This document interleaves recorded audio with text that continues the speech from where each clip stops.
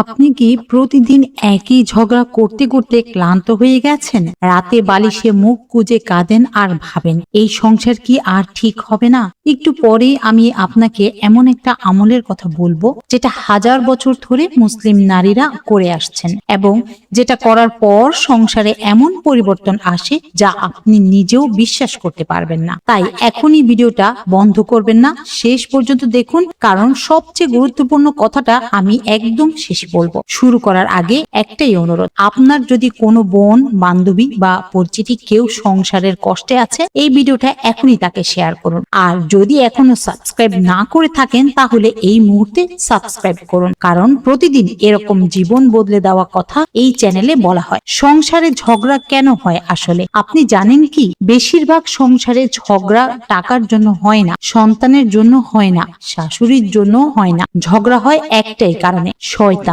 আল্লাহর রাসূল সাল্লাল্লাহু আলাইহি সাল্লাম বলেছেন, ইবলিস তার সিংহাসনে বসে প্রতিদিন তার বাহিনীকে পাঠায়, আর যে শয়তান একটা সংসার ভাঙতে পারে সে সবচেয়ে বড় পুরস্কার পায়। সহিহ মুসলিম। একটু থামুন, মানে শয়তানের সবচেয়ে প্রিয় কাজ হলো আপনার সংসার ভাঙা, ছোট ছোট কথায় আগুন লাগাতে। সে প্রতিদিন চেষ্টা করছে স্বামীর একটা কথাকে বড় করে দেখাতে, আপনার মনে সন্দেহ ঢুকিয়ে দিতে। এখন বলুন, আপনি কি শয়তানের ফাঁদে পড়বেন নাকি আল্লাহর দেওয়া অস্ত্র দিয়ে শয়তানকে হারাবেন? সেই একটা আমল কি? রাসূলুল্লাহ সাল্লাল্লাহু আলাইহি ওয়াসাল্লাম বলেছে, যখন কোনো মানুষের রাগ আসে এবং সে বলে আউযু বিল্লাহি মিনাশ শাইতানির রাজিম, তখন সে রাগ সাথে সাথে চলে যায়। বুখারী ও মুসলিম। এটাই সেই আমল, কিন্তু এই আমলের 3টা ধাপ আছে। শুধু মুখে পড়লেই হবে না, যেটা না জানলে কাজ হবে না। প্রথম ধাপ, ঝগড়ার আগে পড়ুন। যখন দেখবেন কথা কাটাকাটি শুরু হতে চলছে, ঠিক সেই মুহূর্তে চুপ করুন, মনে মনে বলুন আউযু বিল্লাহ এবং জায়গা থেকে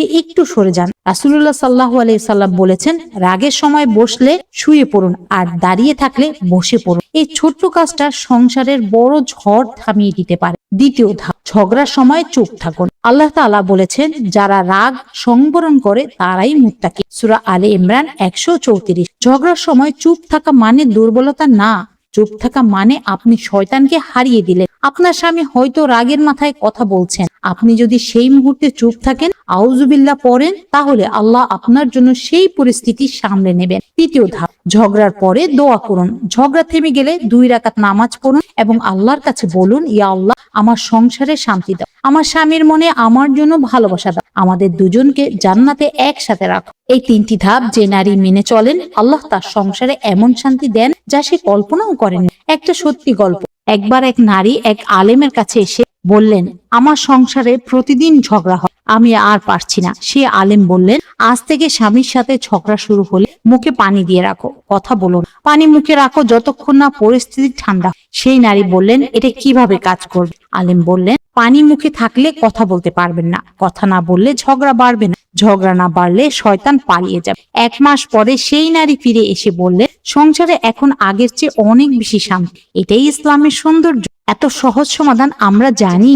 আল্লাহ আপনার সংসার দেখছেন। প্রিয় বোন, আপনি যখন রাগের মাথায় চুপ থাকেন, আল্লাহ সেটা দেখছেন। আপনি যখন কেঁদে কেঁদে দোয়া করেন, আল্লাহ সেটা শুনছেন। আপনি যখন সংসার টিকিয়ে রাখার জন্য চেষ্টা করেন, আল্লাহ সেটা লিখে রাখছেন। রাসূলুল্লাহ সাল্লাল্লাহু আলাইহি সাল্লাম বলেছেন, যে নারী তার স্বামীকে কষ্ট দেয় না, ধৈর্য ধরে সংসার করে, সে জান্নাতে যে কোনো দরজা দিয়ে প্রবেশ করতে পারবে। মনে রাখবেন, আপনার প্রতিটা ধৈর্য আল্লাহর কাছে জমা হচ্ছে, একদিন হিসাব হবে। সেদিন আপনি দেখবেন এই কষ্টগুলো কতটা মূল্যবান ছিল। তো প্রিয় বোন, আজ থেকে একটাই কাজ করুন, ঝগড়া শুরু হলে আউযু বিল্লাহ পড়ুন, চুপ থাকুন এবং পরে 2 রাকাত নামাজ পড়ে আল্লাহর কাছে চান। ইনশাআল্লাহ আল্লাহ আপনার সংসারে বরকত দেবেন। আর যদি এই ভিডিওটা আপনার কাজে লেগে থাকে, শেয়ার করুন। আপনার যে বোনটা সংসারে কষ্টে আছেন তার কাছে পাঠান, হয়তো এই একটা ভিডিও তার জীবন বদলে দিতে পারে। তাহলে এখনই ভিডিওটা, আর এখনো যদি সাবস্ক্রাইব না করে থাকেন তাহলে এখনই সাবস্ক্রাইব করে রাখুন, কারণ প্রতিদিন এরকম ইসলামিক জ্ঞান নিয়ে